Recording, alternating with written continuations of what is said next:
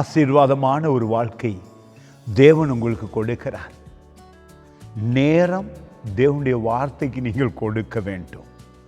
அநேக வேத வார்த்தையை தியானிப்பது குறைவு, அதை நினைத்து கொண்டிருப்பது குறைவு.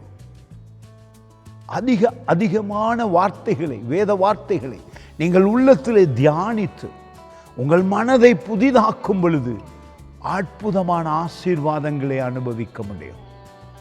இந்த வார்த்தை இந்த நாளிலே உங்கள் உள்ளத்தை ஆறுதல் படுத்து அதிசயம் செய்யும். எரேமியா தீர்க்கதரிசி புத்தகம் 17ஆம் அதிகாரத்தில் 8வது வசனம். அவன் யார்? இயேசு கிறிஸ்துவை நேசித்து அவர் வார்த்தையை தியானித்து அதன்படி வாழ்கிறவன்.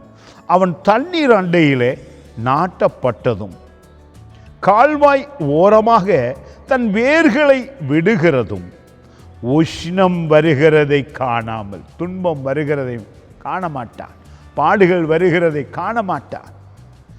இலை பச்சையாய் இருக்கிறதும் உற்சாகமாய் இருப்பீர்கள், மகிழ்ச்சியாய் இருப்பீர்கள், ஆசீர்வாதமாய் இருப்பீர்கள். மகிழ்ச்சி உங்களை நிரப்பிக் கொண்டிருக்கும். மழை தாழ்ச்சியான வருஷத்திலும் வருத்தமின்றி தப்பாமல் கனி கொடுக்கிறதுமான மரத்தை போல் இருப்பான்.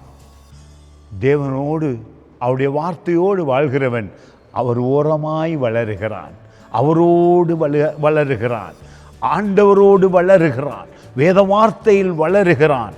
அவனுக்கு துன்பம் வரும் பொழுது அது எந்த விதத்திலும் சேதம் ஏற்படுத்தாது. பாருங்களேன், எவ்வளவு ஆச்சரியம்! ஆண்டவர் சொல்லுகிறார், உனக்கு துன்பம் வருவதை கூட நீ காண மாட்டாய்.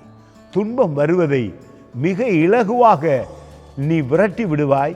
ஏனெனில் நீர் வேதத்தின் வார்த்தையிலே வாழ்ந்து கொண்டிருக்கிறாய், அவருடைய ஆவியிலே வளருகிறாய். இந்த நாளில் ஒப்பு கொடுங்க, ஆசீர்வாதம் அதிகமாக இருக்கும். God bless you.